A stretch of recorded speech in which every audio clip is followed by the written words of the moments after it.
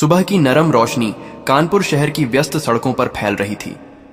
हरी सलवार कुर्ती पहने एक साधारण सी महिला धीरे धीरे बाजार की ओर बढ़ रही थी। किसी को पता भी नहीं था कि यह महिला कोई और नहीं बल्कि कानपुर जिले की एसपी माया सिंह है। माया ने जानबूझकर साधारण रूप धारण किया था ताकि कोई उन्हें पहचान न पाए। वह अपने पुराने दिनों की याद में डूबी थी और सोच रही थी, आज सड़क किनारे से कुछ चटपटी खा लेती हूं। थोड़ी आगे बढ़ते ही उनकी नजर सड़क किनारे एक छोटे ठेले पर पड़ी। वहां करीब 55 साल की गीता चाची चटपटी बेच रही थी। माया धीरे से ठेले के पास पहुंची और बोली, चाची एक प्लेट चटपटी दीजिए। चाची हंस पड़ी और जल्दी से मसालेदार चटपटी एक प्लेट में रखकर दे दी। माया ने जैसे ही चटपटी का पहला निवाला लिया, उनके चेहरे पर बचपन की वही स्वाद की खुशी लौट आई। बचपन से ही माया को चटपटी का शौक था, पर ड्यूटी की वजह से ऐसे मौके कम मिलते थे। वह चुपचाप स्वाद ले रही थी। तभी अचानक वहां इंस्पेक्टर रोहन कुछ कांस्टेबलों के साथ आ पहुंचे। वह ठेले के सामने रुककर गुस्से में बोले, अरे बूढ़ी, जल्दी पैसा निकालो। इस आवाज से गीता चाची घबरा गई। उनका हाथ कांपने लगा। कांपती आवाज में बोली, साहब अभी तो दिन शुरू हुआ है, अभी कुछ भी बिक नहीं पाया। शाम को आ जाओ, जो कमाई होगी दे दूंगी। अभी मेरे पास कुछ नहीं है। यह सुन इंस्पेक्टर रोहन गुस्सा हो गए। उन्होंने बिना कुछ सोचे चाची के गाल पर जोरदार तमाचा मार दिया। यह देख माया चौंक पड़ी। वह तुरंत बीच में आकर बोली, रुको इंस्पेक्टर साहब, आप इस गरीब से किस लिए पैसा मांग रहे हैं? किस अधिकार से आपने उसे तमाचा मारा? किसी कमजोर आदमी के साथ ऐसा बर्ताव करने का आपका कोई हक नहीं है। इंस्पेक्टर रोहन मुड़कर बोले, बीच में मत पड़ो, तुम्हें क्या लेना देना? ज्यादा बोलगी तो तुम्हें गिरफ्तार कर दूंगा, चुप खड़ी रहो। माया गुस्से में कहने लगी, देखिए आप जो कर रहे हैं वह गलत है। कानून में कहीं नहीं लिखा कि आप गरीबों से जबरदस्ती पैसे लेंगे। आप उनके साथ गलत कर रहे हैं, इसका नतीजा भुगतना पड़ेगा। यह सुनकर इंस्पेक्टर रोहन और भी गुस्से से उतर आए। उन्होंने अचानक माया के गाल पर भी जोर से तमाचा मारा। तमाचा इतना तेज था कि माया थोड़ी पीछे हट गई, पर तुरंत संभल कर खड़ी हो गई। गुस्से में उन्होंने कहा, तुमने मेरे ऊपर हाथ उठाया, अब मैं तुम्हारे खिलाफ एफआईआर करूंगी। इंस्पेक्टर रोहन हंसकर धमका लिया, एफआईआर भरोगी तो देखना ऐसा मारूंगा कि तुम घर तक ना पहुंच पाओ। अभी यहीं से निकल जाओ, नहीं तो धक्का देकर भगा दूंगा।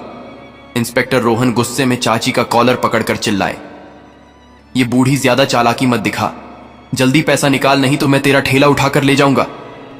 इतना कहकर उन्होंने ठेले पर जोर से लात मारी। ठेला उलट गया और सारी चटपटी सड़क पर बिखर गई। गीता चाची डर के मारे रोने लगी। वह घुटनों पर बैठकर चीजें उठाने लगी। तब इंस्पेक्टर रोहन ने लाठी उठाकर चाची की पीठ पर मार दिया।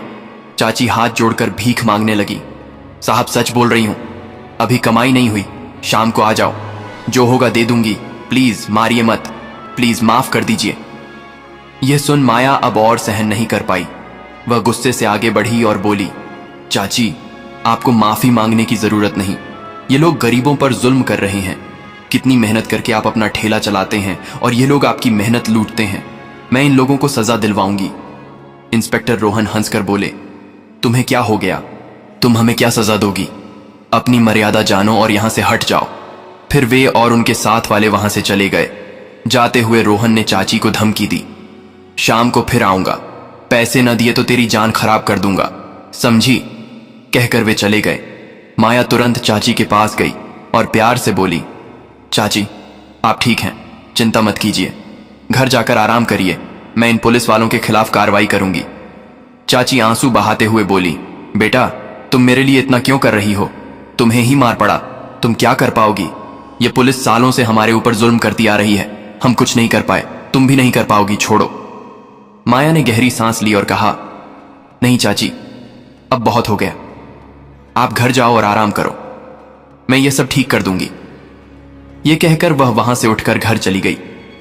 घर जाकर माया ने जो हुआ उसका बार बार सोचकर ठान लिया कि अब उन्हें छोड़ा नहीं जाएगा। पहले रोहन के खिलाफ रिपोर्ट करके उन्हें निलंबित कराया जाएगा। अगले सुबह माया फिर साधारण कपड़े पहनकर बिना पहचान बताए थाने पहुंची। अंदर पहुंचते ही उनकी नजर उसी कांस्टेबल पर पड़ी जो कल सड़क पर रोहन के साथ था। माया सीधे उससे पूछ बैठी, इंस्पेक्टर रोहन कहाँ है? कांस्टेबल बोला। मैडम, वह शहर के बाहर किसी काम पर गए हुए हैं। एसआई समीर भी बाहर हैं। फिर उसी समय एसआई समीर अंदर आए। उनकी नजर सफेद कपड़े पहने उस महिला पर पड़ी और वे सीधे माया के पास आए। क्या मामला है मैडम? यहां क्यों आई हैं? उन्होंने पूछा।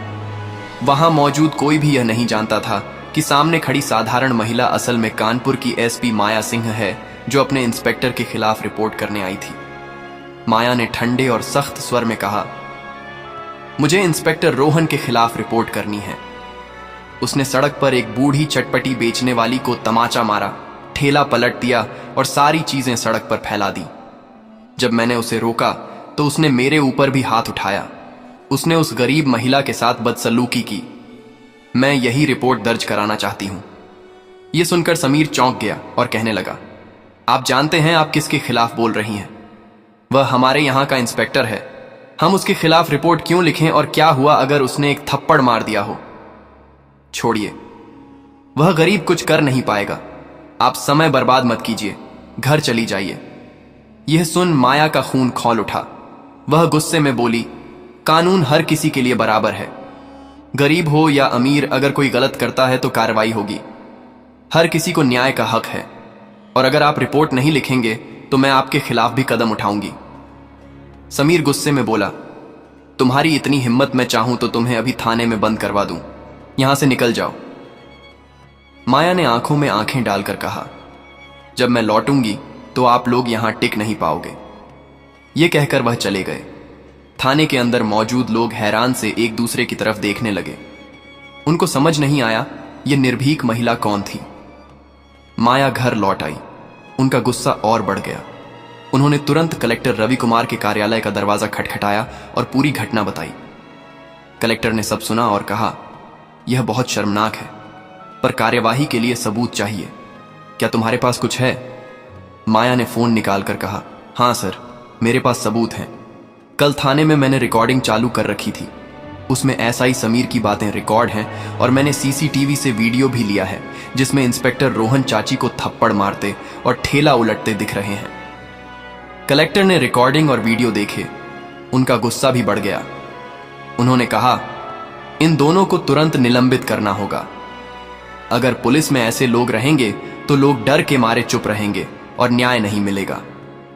मैं कल सुबह प्रेस कॉन्फ्रेंस बुलाऊंगा और सबके सामने इनका कृत्य उजागर करूंगा। माया ने सिर हिलाया और घर चली गई। अगले दिन सुबह जिले के मुख्यालय में प्रेस कॉन्फ्रेंस हुई। मीडिया चैनल, बड़े नेता और कई अधिकारी मौजूद थे। माहौल में सन्नाटा था। सबको इंतजार था कि क्या होगा। जब कलेक्टर ने माइक थामा तो गंभीर स्वर में बोले, आज मैं एक बहुत गंभीर बात बताना चाहता हूं। हमारे जिले के थाने में कुछ पुलिस अधिकारी ऐसे काम कर रहे हैं जो ठीक नहीं है।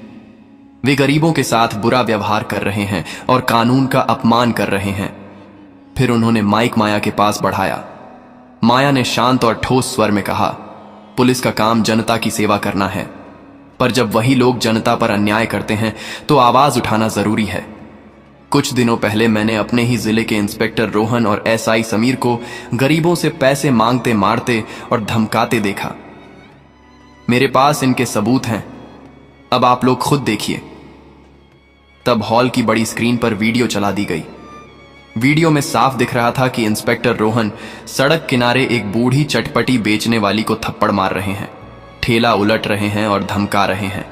साथ में रिकॉर्डिंग में एएसआई समीर की गैर जिम्मेदार बातें भी सुनाई दी। वीडियो खत्म होते ही हॉल में हंगामा मच गया। मीडिया के कैमरे चमकने लगे। कई नेताओं ने कहा कि ऐसे अधिकारियों का यहां रहने का अधिकार नहीं है। फिर कलेक्टर ने घोषणा की, इंस्पेक्टर रोहन और एएसआई समीर को तुरंत निलंबित किया जाता है। उनके खिलाफ विभागीय जांच शुरू की जाएगी। पुलिस में ऐसे लोगों की कोई जगह नहीं है। कानून हर किसी के लिए समान है। हॉल तालियों से गूंज उठा। मीडिया लगातार फ्लैश कर रहा था। कई नेता आगे आकर कलेक्टर के फैसले की तारीफ कर रहे थे। एक वरिष्ठ नेता ने कहा, माया सिंह जैसे ईमानदार अधिकारी हमारे जिले का गर्व है। आपकी इस कार्यवाही से जनता का पुलिस पर विश्वास बन रहेगा। माया ने कहा, यह लड़ाई सिर्फ एक बूढ़ी ठेले वाली के लिए नहीं, यह हर उस गरीब के लिए है जो सालों से अन्याय सहते आ रहा है। अब किसी को डर कर चुप नहीं रहना पड़ेगा। जो भी जनता पर अन्याय करेगा उसका हिसाब होगा। पूरा हॉल तालियों से गूंज उठा। प्रेस कॉन्फ्रेंस के बाद रोहन और समीर को थाने से बाहर पुलिस सुरक्षा में ले जाया गया। उनकी शक्लों पर शर्म और गुस्सा दोनों दिख रहे थे। माया बाहर आकर मीडिया से बोली, आज एक मिसाल कायम हुई है। अब हमारे जिले में कोई गरीब न्याय के लिए भटकने को मजबूर नहीं रहेगा। जो भी जनता पर अन्याय करेगा उसे इसका फल भुगतना होगा। उस दिन से पूरे जिले में इस घटना की चर्चा होने लगी। गीता चाची की आंखों में आंसू थे, पर अब वे राहत के आंसू थे। माया की इस हिम्मत ने पूरे जिले में एक नया संदेश फैलाया, कानून सबके लिए बराबर है। तो दोस्तों, अगर आपको यह कहानी प्रेरणादायक लगी हो तो कमेंट में जय हिंद जरूर लिखें। वीडियो को लाइक करें और चैनल को सब्सक्राइब करना बिल्कुल मत भूलिए, क्योंकि आपकी एक प्रतिक्रिया हमें ऐसी और प्रेरणादायक कहानियां लाने की ताकत देती है। तो दोस्तों, मिलते हैं अगली कहानी के साथ। तब तक के लिए जय हिंद, जय भारत। धन्यवाद दोस्तों।